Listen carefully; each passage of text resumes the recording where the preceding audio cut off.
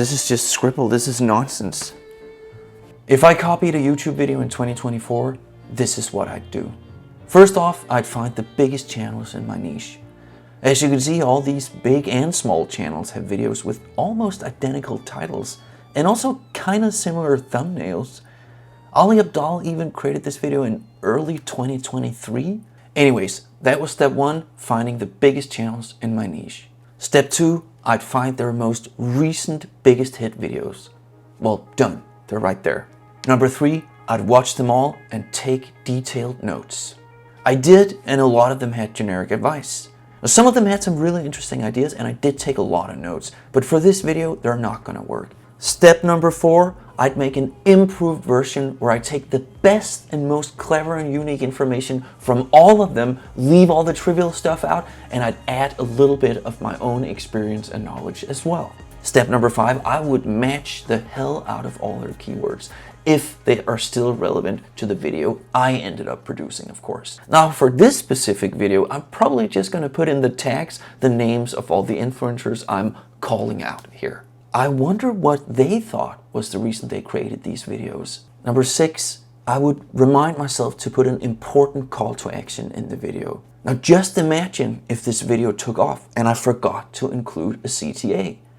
This is where I remind you that this channel is all about the psychology of content creation. If that's your jam, please subscribe.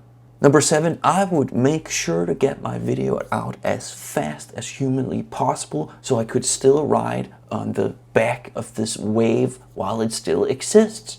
Hope I'm not too late here. Step number 8, I would quickly return to producing my normal high-quality content. Now, there were no social media in Freud's time, but his ideas about phobias and the way it influences the human psyche can easily be related to Mr. Beast's recent series on... I can't stop thinking about why all these people copied each other's videos.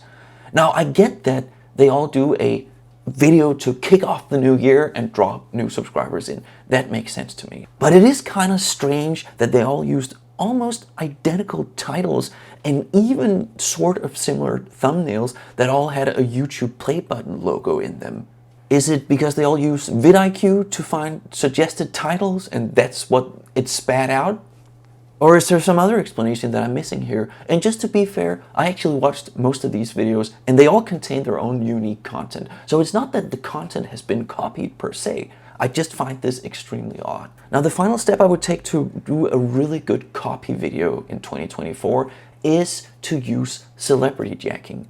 What is that? Well, I happen to explain that in my video that you can watch right here, and I'll see you in that one. Have a great one. Cheers.